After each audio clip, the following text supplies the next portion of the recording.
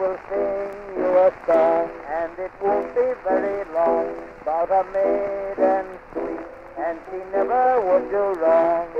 Everyone said she was pretty, she was not long in the city, all alone, oh what a pity, poor little maid.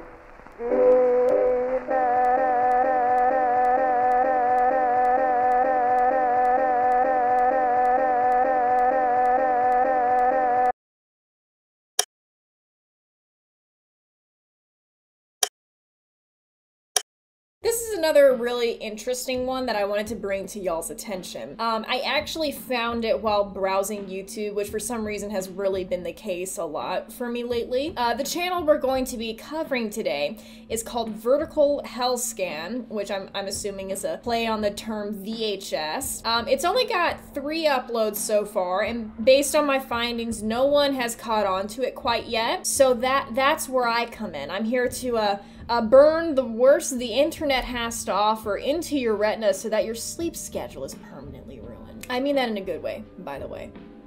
No, I don't. Shut up. Before getting into the videos, there's an interesting excerpt in the About section of the channel that'll help us understand things a little bit easier. Emphasis on a little bit, by the way. Nightmares caught on VHS. Video signals are recorded onto cassette tape via the method of helical scan. See what they did there? I do. I see it. A magnetic imprint of horror archived to share just with you. Observe as we dive deeper, vertically going down further into various hellscapes of the mind, body, and soul. There are many wretched stories to tell, all etched in magnetic iron oxide dust, resting within the spoots of forgotten cassettes. These cursed scrolls of tape. I'm sorry, wait to be played, to have their signals beamed into your corneas, leaving a malignant stain on your brain to fester forever. Well, looks like someone paid attention in English class. Good for you. You get a gold acne sticker on your forehead. Good job. The first upload to the channel is titled Summer Hike, and in the thumbnail there appears to be a brick lying in a pile of twigs and rocks. The majority of this video shows us various scenes from nature, and I gotta say, I really love the setting that they chose for this video. It's one of those places that looks like it would get exactly 432 upvotes on r/liminal space, so you know, I must tip my cap to the creator on that one. Now, I don't know if I'm reading into this too deeply, but around 18 seconds, there does appear to be something or someone standing in the distance. That could easily be, you know, analog horror brain rot on my end, but you'll see why I feel that way in a little bit. After showing us a couple of random nature scenes, we finally arrived to the part that was strategically placed in the thumbnail. I don't think this would have ended up in the thumbnail if it didn't have any meaning to it. I mean, what the fuck is that? Seriously, like that looks weird. That's weird looking, and it makes no sense. I can't even comprehend that. The video continues as normal, but only for a few more seconds. As the cameraman finally arrives to this one tree, it is revealed that a little goober was watching him the entire time. For some reason, the cameraman doesn't run or even react in any sort of way. Perhaps he doesn't see the goober, or maybe he too is a goober and he is here for the goober's anonymous meeting. We don't know. There would be no way of telling. The description doesn't give us much, only the words, fun in the sun, nature is so beautiful. That's the bear face. I'm imitating it. That's the face the bear is making. Okay, never mind. Now, the second video, simply titled Intruder, no. Not that intruder, is actually the longest video in the series. It starts with someone, presumably the cameraman from before, exploring an abandoned house. I came to this conclusion based solely on the fact that the whole time he doesn't look like he knows where the hell he's going. As he approaches a door, he hears a knocking sound, but chooses to ignore it. Yeah, this guy deserves to die. I said what everyone was already thinking, alright? Now, don't yell at me. Stop it. Yeah, don't even look at me, actually. Turn around.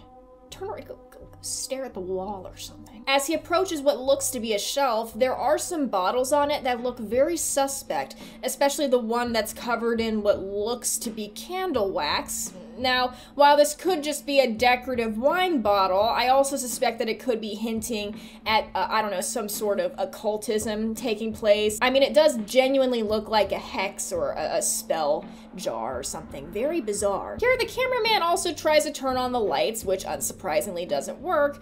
Further confirmation that this house is abandoned. Now, I'll spare you guys the details on this video, but most of it is just him walking around and shining a flashlight on things just to go, oh, look at that, guys. Isn't that scary? Oh, what is it? Some type of liminal space? Things don't get interesting until the cameraman approaches what looks like some type of storage room or garage area. He uses the camera flash to see because at this point, I'm assuming the flashlight just stopped working miraculously. And in between flashes, we can see that he is not alone. A figure resembling the one from the last video briefly emerges from the shadows. The cameraman seems to be trying to get away here, but look, I'm sorry, but this guy is just too fucking calm. I mean, you know what? You know what? This would be me. If this was me in this situation, this is what I would be doing. Come on, guys, you gotta do it with me. This is an exercise. Come on, you gotta keep up. Come on, do it with me.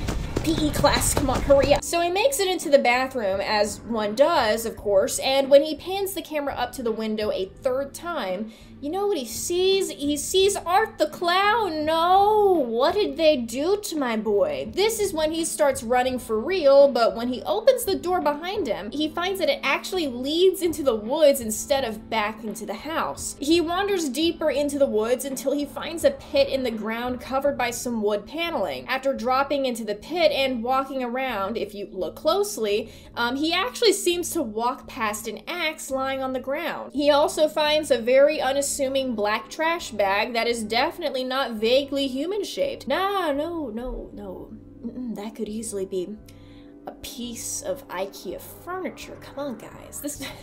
This is obvious. Come on, don't be so paranoid. Well, let's not assume the worst here, am I right? After trying to touch the trash bag, which why the fuck would you ever do that? He hears a noise behind him, which spooks him a bit. Time to go. He starts walking up a flight of stone steps when he hears another noise. He starts to run until he meets a dead end and his maker, apparently, because the 99-cent store Art the Clown is waiting for him. Art the Clown stabs the cameraman to death, and I'm not gonna play the audio out here for obvious reasons, okay? But if you guys actually watch the video, I gotta say, the death sounds here are actually pretty solid. You know, not too over the top or anything. They actually had the guy gurgling on some liquid to make it sound like he was choking on blood, and I gotta say, very creative. I am impressed. The last scene shows us a slideshow of the pictures that the cameraman took in the storage garage area from before, and we are shown the would-be killer more clearly. I love how he's wearing what looks to be a Scream costume from Party City, and he's just wearing some random clown mask with it. This wouldn't be the first time I've heard of a serial killer breaking into a Party City just to steal his own serial killer uniform, right? I'm looking at you, Postra. I'm looking at you. I'm looking right at you. I see you right now, okay? You can't escape the allegations. Lastly, the description of this video simply reads, I found your tapes. Oh yes, I found your little tapes. I'm sorry, it's giving Scooby-Doo villain. I hate it. The final entry in the series is not so subtly titled Secret Graveyard. I wonder what that could mean. It shows what I believe to be the killer now holding the camera and walking through the location from the previous video and dragging around the same axe that was lying on the ground in the cave from before. At one point, he throws a very familiar looking black trash bag in front of the camera, almost to taunt us. He waves the same axe in front of the trash bag a couple of times, like the world's edgiest golfer, and takes a swing before the video cuts to static. Not, of course, without a super secret hidden message. In the middle of the static, the words, "You can sleep here too," appear on the screen, implying that this isn't the first person that he's actually killed. Shocking, I would have never guessed. A few more shots of the cave from before play out, and at the end, a couple of faces appear for a split second, lingering in the darkness. This is what both of them look like brightened up. Okay, so I actually have a handful of theories